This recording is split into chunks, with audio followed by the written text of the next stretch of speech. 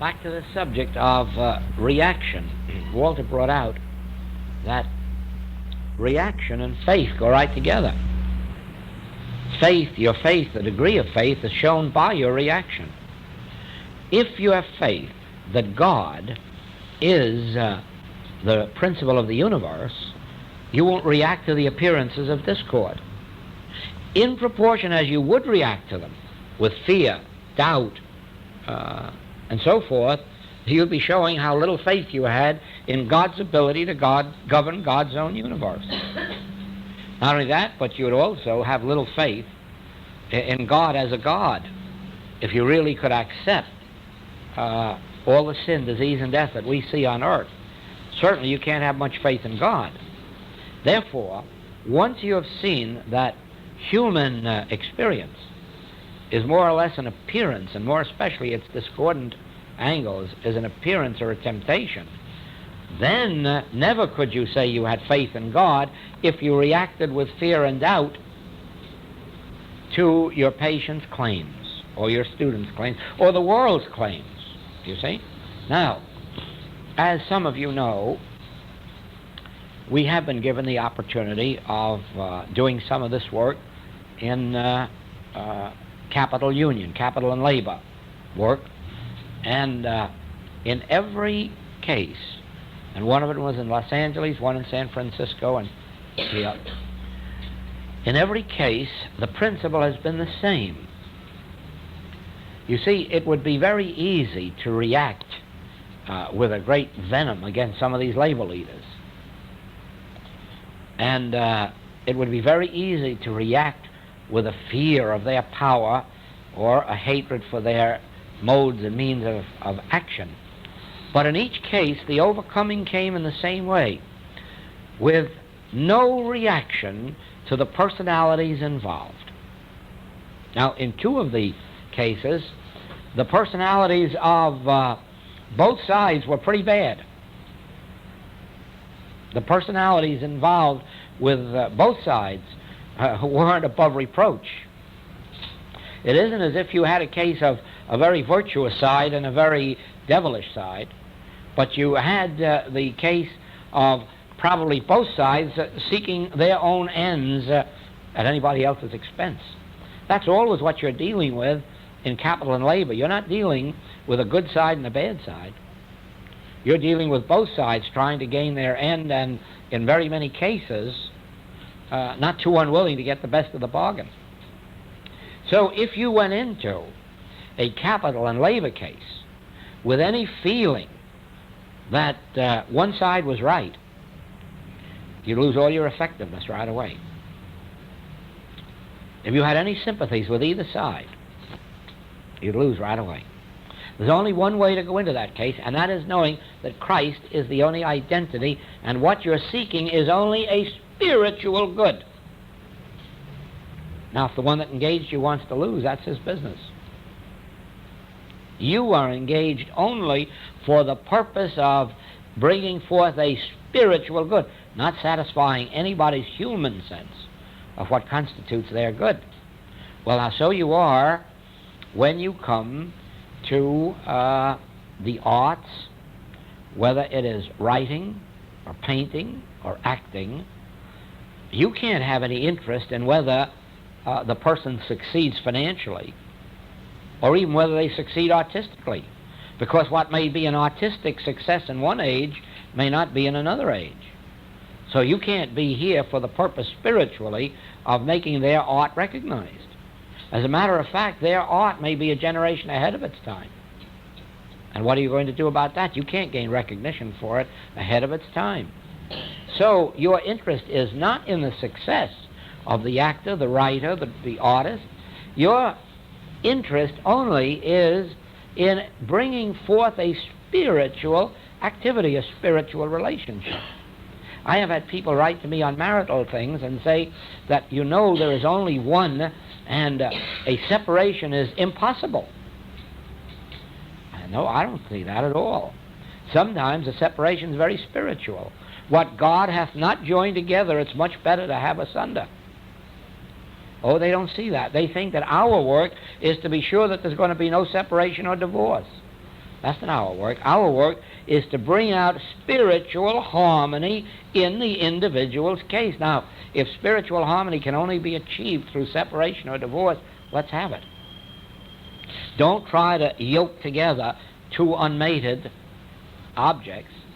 There's nothing spiritual. That might be the work of a marriage counselor. That might be the work of a lawyer or a magistrate's court. A divorce court, a divorce judge. It may be his function to keep couples mated together even if they're going to black each other's eyes every day. That may be their function. But that isn't our function. Our function is a realization of God's government in individual life. Now, if your life is led out in that direction and your mate's life in that, that's the way it's got to be spiritually. Because if you're going to use God to gain your particular end, then you are not willing to be transformed into the spiritual image and likeness of God. If you are not willing to leave mother, brother, sister, father for my sake in whatever way it's revealed, then what's the use of pretending that the object is to follow God? The object really is to get God to follow us. No. In every case, watch this, whether you're dealing with business deals, business conferences, real estate sales, capital and labor, marital cases, never enter the case humanly. Never permit yourself to give human advice. Never permit yourself to have a desire to see one side or the other win, not even the side that hires you. That is not your function. Your function is to be still in Christ and let Christ's will be done on earth as it is in heaven. Don't react to the appearances and never desire to change appearances. Never desire to change appearances.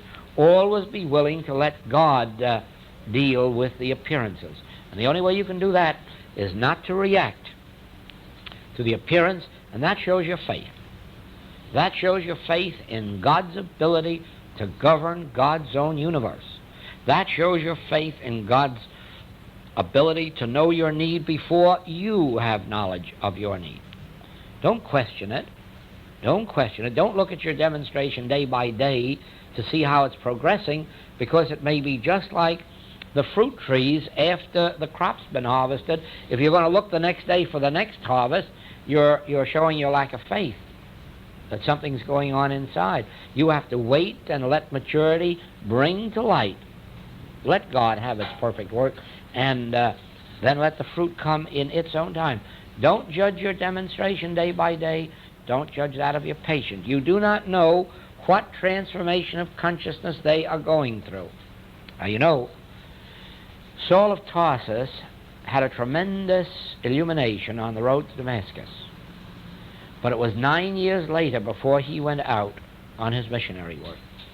He struggled down in Arabia for 9 years with what had been revealed to him. Why? Saul was a good Jew. He was a very good Hebrew, well taught.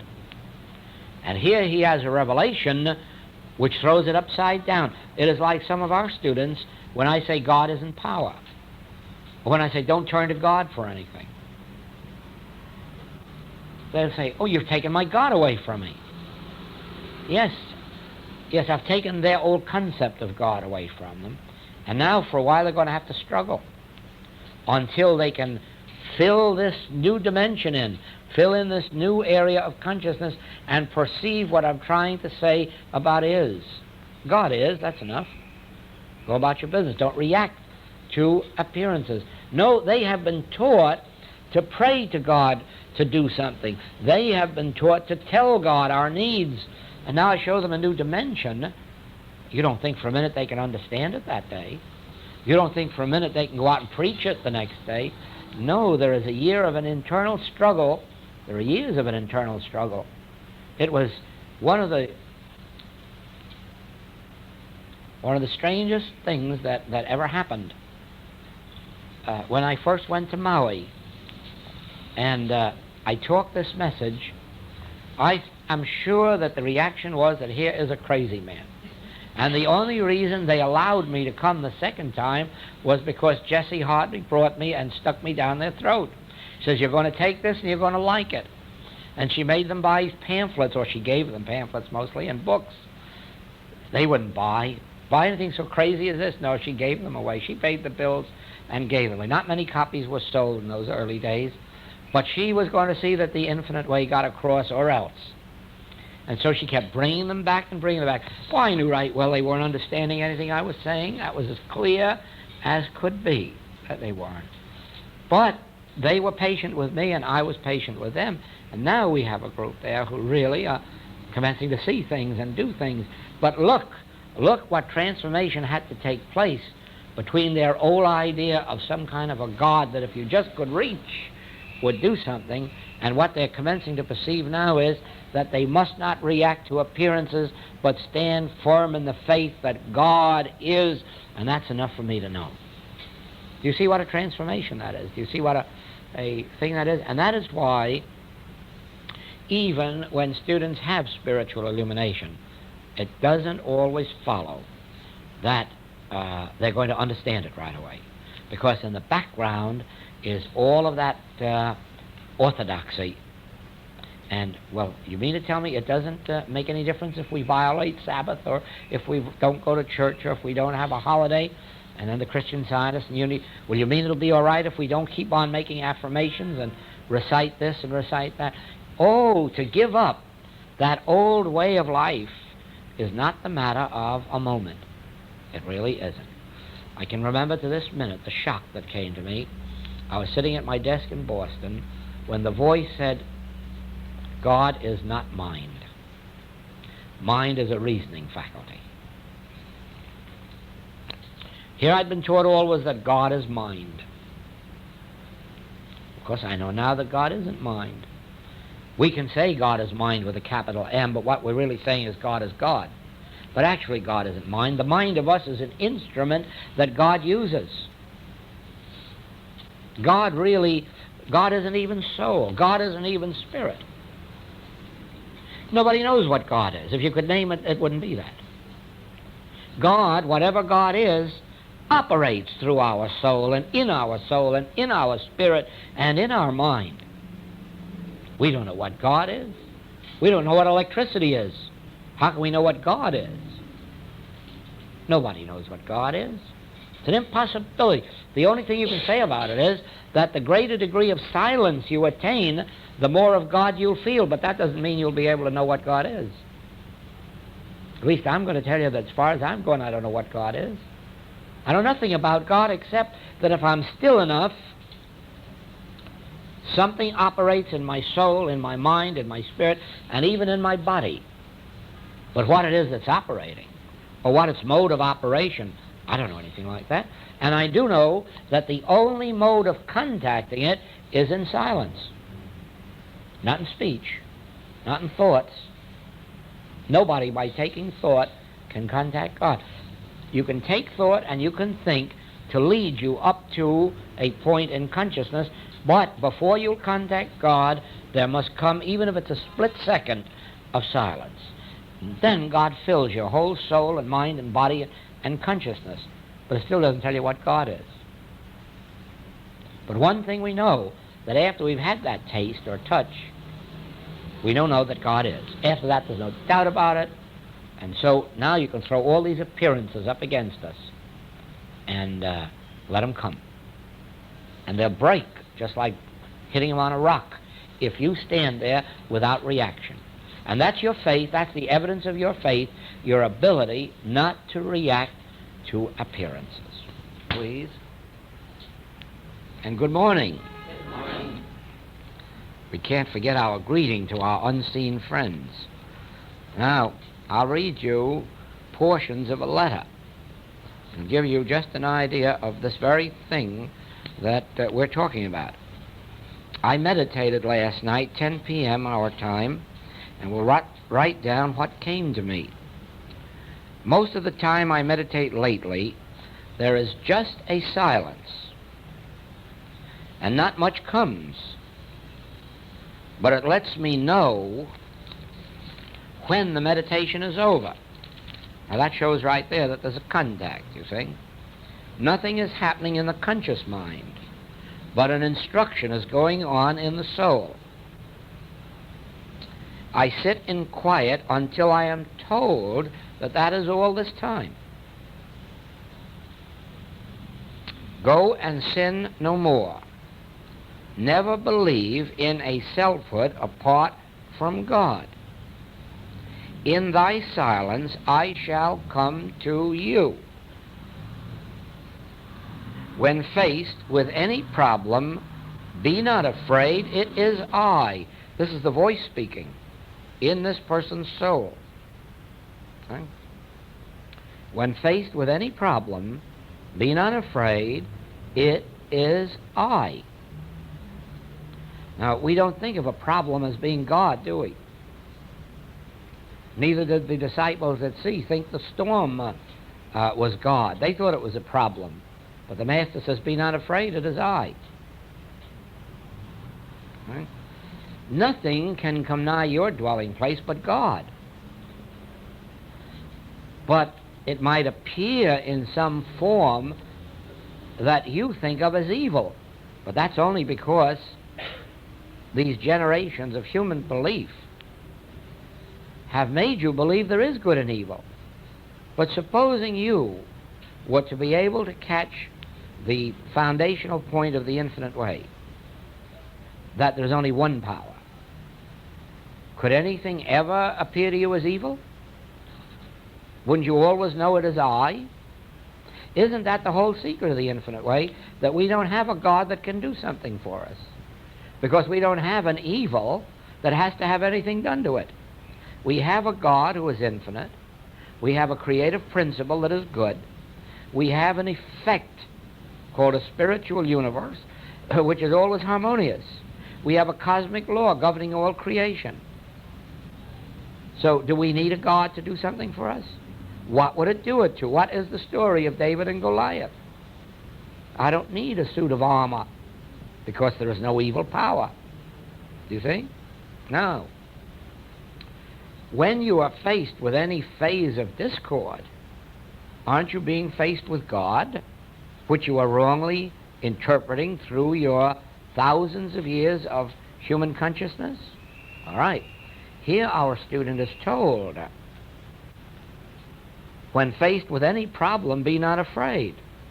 It is I. It's one of the greatest lessons there is in the infinite way. I, God, am the solution to all problems. It isn't your understanding or mine. I, God, am the solution to all problems. We're the instrument through which that power operates. Now wait. Universal truth is God. All plant life, animal life, and man are alive. The life of each is God, as it is true about all. All one life in all. The earth is the Lord's, and the fullness thereof.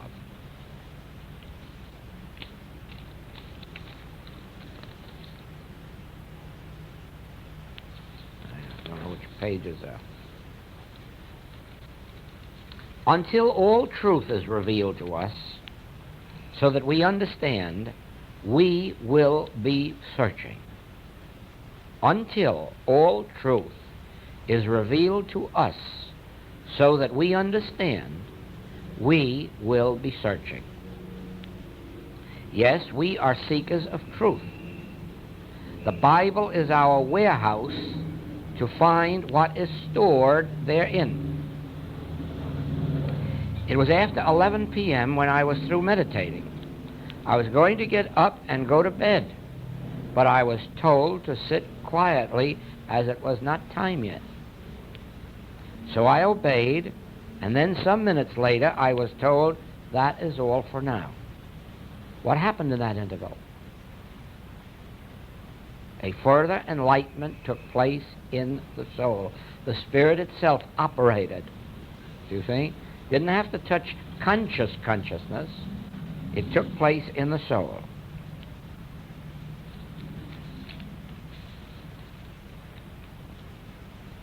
The activity of truth in our consciousness is that which goes before us to make the crooked places straight.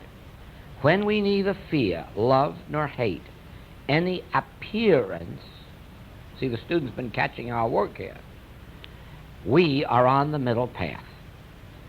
When we neither fear, love, nor hate any appearance, that is, when we no longer react to any appearance, we are on the middle path. If we could abide in the secret place of the Most High at all times, we would never be disturbed by the things of the world, since my kingdom is not of this world. You see that? Now, that whole thing is, again, the point of reaction, isn't it? All right?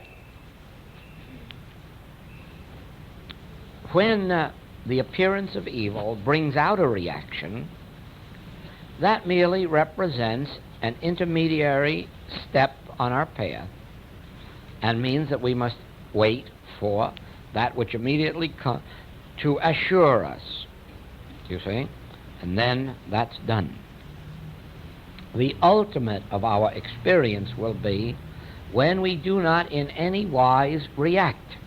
Now, there is only one way in which we can come to the place of not reacting. And Starkey brought this out not many days ago in an observation that he made of my work. I am not concerned about people. When anything's presented to me, I don't worry about them. I go to find what the principle is. You see? It isn't the person or the condition that I care about. It's what is the principle that's concerned. Now, there's a great deal of overcoming humanhood in that, because there are some people at first that you love to do this for, and some that get you pretty angry. There are some that you have personal feelings about. There are some that you have personal feelings against, that rub you the wrong way, that you say, oh, what's the use? Or what are they going to do with it after they get it? There's a great rising to where we don't care who gets the benefit or what they do with it.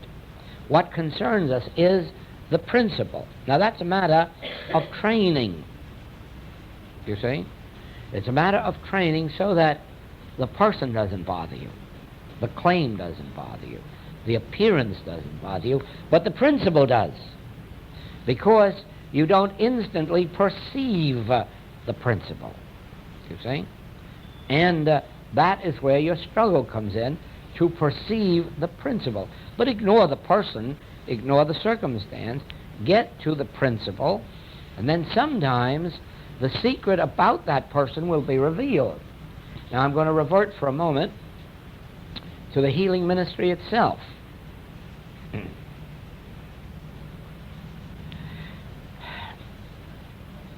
Almost all of the sins and diseases of the world are the result of universal belief.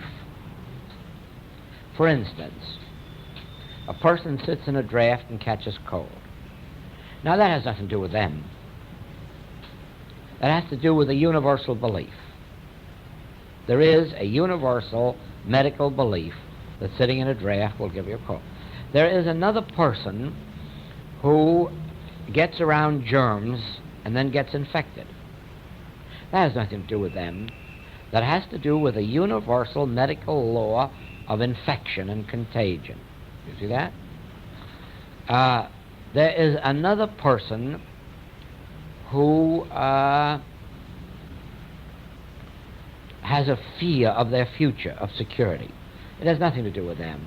It's a universal belief, and they may have taken it on through being in an environment, in a family who were always concerned about and fear of spending a dollar. But there's another person who goes to the other extreme and is wasteful and throws it away because also of a universal belief or an environmental belief. Do you see that? Now, none of this has anything to do with your patient. It has to do with a universal belief. Now, when you are confronted with problems, it is a very good thing to remember that this has nothing to do with this person. This is a universal belief. But a universal belief isn't a power. A universal belief, I mean, there may be a universal belief that the earth is flat, but that belief can't make the world flat. Do you see that? It can't do anything. And it can't have any penalty except in the person who accepts it. So, one with God being a majority, when your patient comes to you with some claim which is of the nature of a universal belief, just your realization, this has nothing to do with my patient. This is just a universal belief, and it has no power. It can't inflict itself. And right now, I nullify any seeming effect from a universal belief. Now, that is why I say that a practitioner can meet probably 75% of all their cases with nothing more than that realization. There's nothing more they have to do about it. It's just that. It's a universal belief. It isn't a power. It isn't a presence. It hasn't any law. Goodbye. Now, there are some of our ills that come through theology. The church, just by having services Sunday and Wednesday, causes 25% of all the diseases on the earth. Why?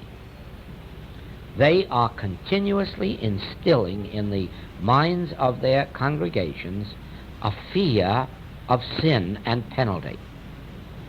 So that a person, an ordinary church person, may not be stealing anything. They may not be committing adultery. But the church has got them so filled with a complex because they weren't here last Sunday, or they didn't receive communion, or they didn't read the Bible, or they didn't contribute enough to the new building, that everybody in the world that goes to church has got a guilt complex about something. And it is that guilt complex that operates in their consciousness, and the first thing you know, it gives them a nervous upset, or it gives them hives, or it produces something in there, because inwardly they're hiding from the world their guilt and fearing the penalty for it. Do you see that? Now, as a matter of fact, that's rubbish. There isn't any God that demands that you support a church. There isn't any God that demands that you keep a Sabbath. As a matter of fact, if there were, then every Christian is guilty, because before the Hebrews, there was no Sabbath. They made Saturday a Sabbath. And so if you observe Sunday, you're violating Sabbath. Saturday is really Sabbath. You see that? Now, as a matter of fact, there actually was no Sabbath before the Hebrew people. They set aside one day a week, which happens to have been Saturday. You see that? If they violate Saturday, they're violating Sabbath. Well, now the Christians adopted the old Hebraic teaching of a Sabbath. It isn't a Christian teaching, as I will prove to you in a minute. It is a Hebrew teaching. Only they changed the day. With the result now that if you don't observe Sunday, you're violating the Sabbath. So now you've got a guilt complex about Sunday. But is there a reason for that? Why, all you have to do is go back to the Christian master. Man was not made for the Sabbath. Sabbath was made for the man. You can have Sabbath anytime you want it. Just set aside a minute to consecrate yourself to God, and you're observing Sabbath. Just set aside an hour every day of the week to consecrate yourself to God, and you're having Sabbath. Or if you'd prefer it, set aside one day of the week and give up all your family obligations and business obligations and spend the day in the country. Take your favorite book, your favorite Bible, and sit there and commune with nature, with God, and you're having your Sabbath. Or, if you can't do that, take a weekend every month. If you can't do that, take 40 days once a year. That's your Sabbath. Now, the only violation of a Sabbath is if you don't have some time of consecration. You are violating Sabbath. But it isn't necessarily Saturday or Sunday, nor does Sabbath have to be spent in a church. Again, I give you the Christian teaching. Remember, I didn't make this up.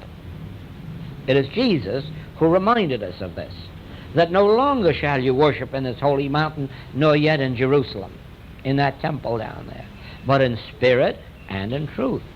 Now you are violating the Sabbath if you don't have your special moments, and it might be just 2 minutes a day, of consecrating yourself, communing with God, do you see? But if you're a churchgoer, you're not told that. You're told, where were you Sunday? Why didn't you get a communion on Communion Sunday? Have you been baptized? And now you didn't, and so you've got a guilt complex. And you carry that around with you as if 10 years ago you'd stolen $10 when you needed it, and that's still preying on your mind. Do you see that? Now, the fact that people are carrying these guilt complexes are appearing outwardly as some form of discord, because they are under the belief that if they weren't disobeying these man-made laws, that they'd be healthy. And that isn't true. You can do the daily lesson and still be sick. You can go to church, you can tithe, you can do anything you want and still be sick. And then what's the answer? Well, you must have some secret sin. Read Job again and you'll see. They could tell him that he was outwardly righteous, but he must have a secret sin. Or maybe you didn't worship God this way, or maybe you missed the Sabbath. He knew that all that was wrong. He knew that so far as the letter of truth was concerned, he was abiding by it. You see? But only when he came to see that God doesn't make these rules, and I'm not in bondage to these rules, only then could he get free. Now, so it is with us. If we, and we do, entertain some belief that we have been in violation of a law of God, we have a guilt complex. And usually it isn't a violation of God. It's a violation of some man-made law. Because remember, the Hebrew has a different law to live up to than the Christian. The Christian has a different law than the Buddhist. Yet each one has a guilt complex for breaking a law that isn't bothering the other fellow at all. See that? Now, the practitioner should first of all realize that whatever it is that's causing this thing with the patient, it's usually a universal belief. And that will take care of most of it. If not, some superstitious belief carried around inside, which must be seen as no power, some theological belief. It must be seen as no power. Now, there is the third experience, and that is the individual who is a victim of something that they themselves are clinging to. Now, we must not try to use psychology to heal them. We mustn't even try to discover what their secret fault is. What we must do is get inside in the realization, no matter what the human claim may be, no matter what the human cause of the disease is, it isn't a power. It isn't a presence. It cannot bind the child of God. It cannot bind the spiritual offspring of God. Do you see what I mean? And so we get inside with that, always coming back to our one power again. Now then, with that first realization, you bring out a lot of healings. With a second, a few that didn't respond to that. With a third, a few that didn't respond to that. And now we still have some that don't clear up after all that. Then there's one sure thing. Forget all that. Go into the silence until God speaks. In that, you see, this kind goeth not out, but by prayer and fasting. And the secret of that statement is this. This last kind won't go out with anything that you'll know, or anything that you'll do. It'll only go out if you can get still enough inside to let the Spirit do the work. Then the Spirit touches your patient's consciousness and sets them free. There is always that. Now you say, why not do it in the beginning? Well, what comes up about that is the time element. You see, as you go on and get busy in this work, so many demands are made on you, either for healing, for teaching, for letter writing to people at a distance, that you can't just sit down with every single person that comes along and wait to make that contact for them. And so you let this first realization take care of it. Then if it doesn't respond to that, your second realization. And if it doesn't respond to that, third. If you see you've really got something that isn't responding, then you might have to take a day off. You may have to decide to make a pot of coffee and stay up all night. You see, many and many a time, I've had to even go away for 2 and 3 days and say, I'm going to stick with this until God brings forth the answer. You see? And you're led in one way or another to do that which is right. I had a case over there, and it just was not responding. Okay? And I wasn't getting anywhere. And I knew it. I could feel it. But when I came there, I spoke to a member of the family and said, let us meditate together. And we had quite a long meditation. And in that meditation came the freedom, and I said, it's all right, the work is done. And that afternoon we had a telephone call. Things have changed. You see that? This kind goeth not out but by prayer and fasting. And so when I sat in the silence with a member of the family who perhaps may have permitted fear to come in or doubt, but whatever the reason, when we two together went to God, 2 or more gathered together, we broke this mesmeric sense. Do you see that? Now, I never know how that's going to come about. Sometimes I have a case where I know I've got to sit up all night. Then sometime during the night, the thing breaks. At other times, I've even gone away and left no forwarding address for 24 hours or 48 hours. Just hidden away, meditated, lied down, took a nap, meditated, ate a bite, went and took a cold shower, came back and meditated, ate a bite, rested, slept, just kept it going and kept it going until it broke through. Then the thing was broken. Do you see? This kind goeth not out but by prayer and fasting. It means that there's no use trying to think thought. There's no use trying to know a truth. This kind won't respond to anything you know. This kind will not respond to anything but the action of God itself. So you might as well get inside and make your contact. You see? I have had that experience several times with people who are passing on. Nothing would bring about a response. And so I went into this silence and went deep and deep and deep and deep until I was able to contact their very soul and then brought them back.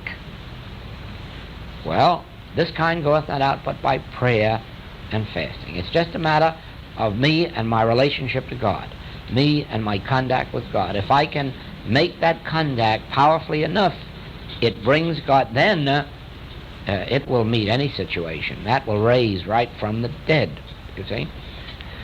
He had an experience of that kind in Boston with a woman who medically had been pronounced dead and who had been covered up. Right? And then the family asked for help. And in 25 minutes, that patient came back, and the very first time that they could speak, they said, "Why did you bring me back?" It was so beautiful. And a strange thing happened with that person, too. They were at that time 79 years of age and wanted to go, and yet were brought back. And for a long time after, for years, this lady would say, "Oh, Joel, why don't you let me go? I have no need of being on earth. I'm blessing nobody on earth. Why don't you let me go?" Well, it wasn't that I humanly determined they were going to stay. It was that the spirit in me would not let loose of them. And finally, when I moved to California, this woman said to her daughter, "Now I'll be able to go. The minute he gets out of the way, I can go." I wasn't away a week till she passed on. Right? She freed herself from what that thing was holding her. Now, there's no death, you see. She knew by then there was no death because she was conscious even after she passed on that she was in a very beautiful experience. And she wanted to return to that experience which she couldn't grasp here on earth. Probably a younger person might have come and said to me, "Now look, you've shown me what life eternal is. let me enjoy that same thing here that I was there, and then they could have been taught this consciousness. But with her, it was too late for her to have grasped a whole new thing, and she experienced it in her ongoing. Do you see that? No.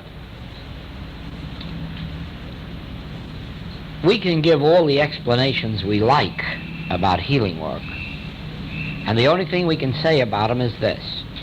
On the whole, we're suffering from a universal belief, not from any personal act of sin or even in the case with the woman with syphilis who had committed adultery. It still wasn't her sin. Even the sin was a universal belief of being a young woman, that's all.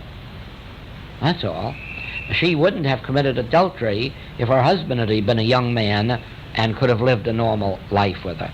So the only reason she committed adultery was not for sinful purposes, because she was a young person and had to fulfill herself. Now then, the healing of the syphilis came about through only one realization. You haven't sinned. This is a universal belief. The disease was a universal belief of infection. The thing which brought on the disease was a universal belief of being young. Do you see that? And she was completely clear. There was nothing personal about that. All right. On the whole, then, we can say that most of the ills of the world are because of a universal belief over which we have no control. Except now, as we know, that they aren't power and they aren't law. That gives us our control. The patient has no control over it. The minute they go into an infected area, they'll come out with an infection. Until they learn what we have learned, that infection and contagion have no law to support them.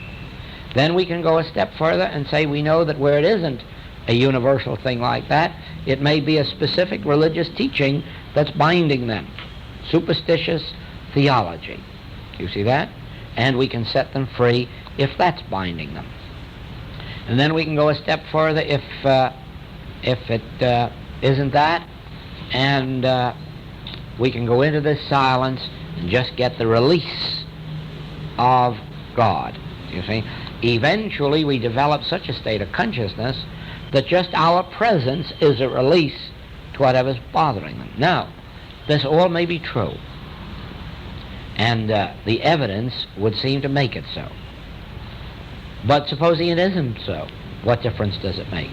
We still have recourse to the one thing that is true, that's God contact. If none of this is true, and if none of this heals anybody, then go inside.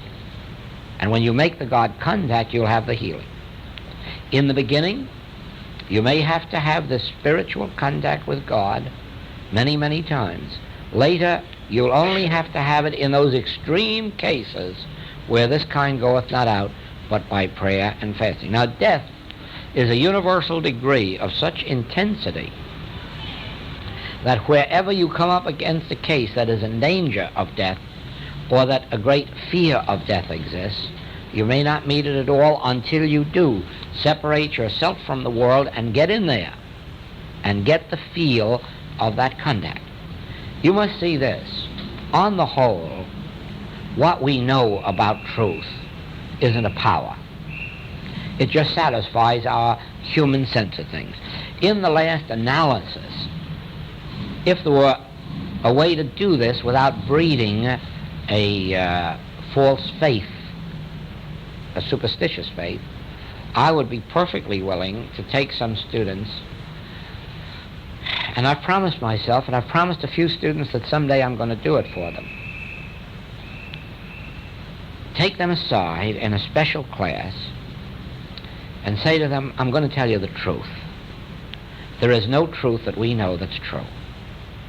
There's nothing that we know about the truth that's true. Because if it were, it would free everybody. Because truth really will free. So let us come to a point where we're willing to forget all the truth we ever knew, and never use truth or think of truth in connection with a case. Just let us agree that no matter what the appearance is, there's no way we can do anything about it, but get inside and make the God contact, and then let it do it. And then you will see that that is the ultimate secret of healing. You see, there has never been a time in my life when I have used a truth or treatment for healing work. Because actually, my healing practice was begun before I knew any truth. And the way the healings were brought about was a sitting in the silence until this click came, and they were freed.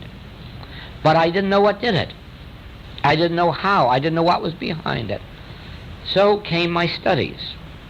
Now, one of the first things that I learned in the practice was that no person is responsible for their diseases.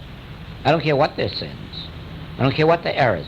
All metaphysics is wrong when it says that you must find out what sin your patient or what wrong thought your patient. Don't ever believe that. All of their discords come from a universal belief, which just by virtue of being a human being we're victims of. So there is no such thing as being concerned about your patient's belief. See that? So I separated myself from all theological teachings. I don't care about a patient. All I know is a universal belief is responsible. Then I found that some cases didn't respond, even when they practiced from that standpoint. And so I saw in a few cases that their own theology was holding them back. They would think, I'm doing the daily lesson, and it ought to free me. I'm going to church regularly. I'm tithing regularly. And then I saw why all that was superstitious belief. You can't get healed if you fulfilled all of that.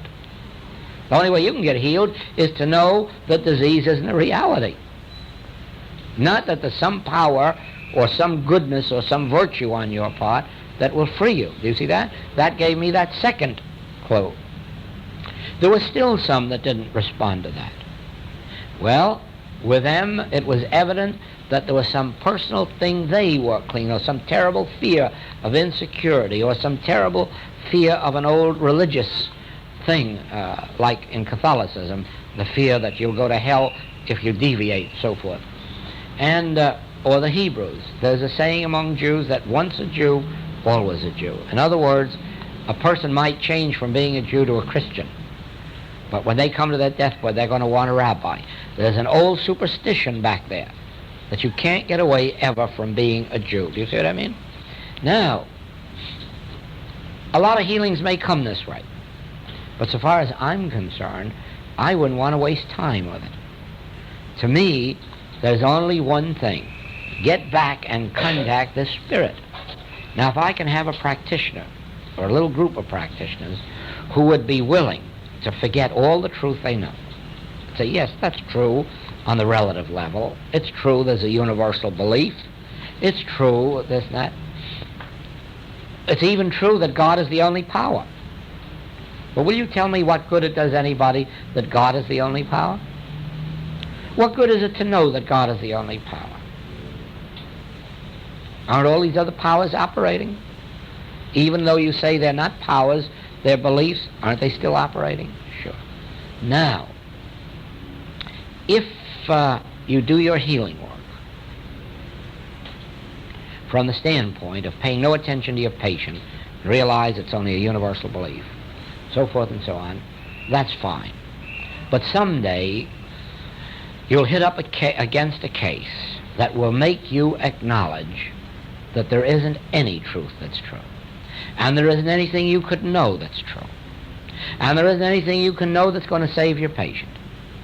And when you get to that last desperate place, and I've been there, Daisy, a lot of times, when you get to there, you'll say, what is there to do? And then the answer will come, get back into me. Then when you get back there and the surge of God comes, then something takes place. Well, you say, I might as well do that in the beginning. Yes, so far as I'm concerned, I'd be tickled pink if you'd even refuse to say there's a universal belief. If you wouldn't respond with the human mind, that would mean that there's no reaction. Then you can say, well, then I'll take every case from the standpoint of prayer and fasting.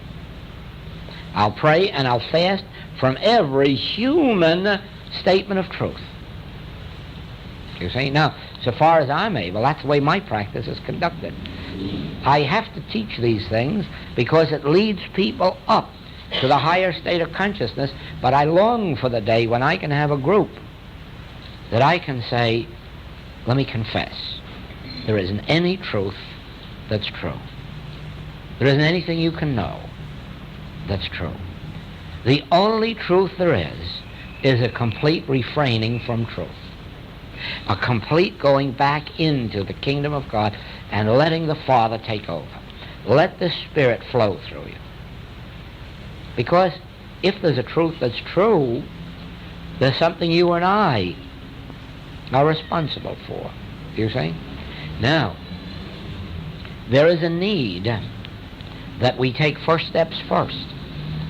That is why the Master has given us things like the 5th, 6th, and 7th chapters of Matthew, so that we can purify first our human sense of selfhood, so that we are not guilty of a lot of human errors. You see? He gives us that so that we're not guilty of lying about our neighbor and cheating in business and committing adultery, cheating in the human relationships, and taking our good at somebody else's expense. He has given us teachings like that in order to purify ourselves humanly. But actually, he has given us 2 cosmic laws. All right, well, we're going to change it over, huh? All right.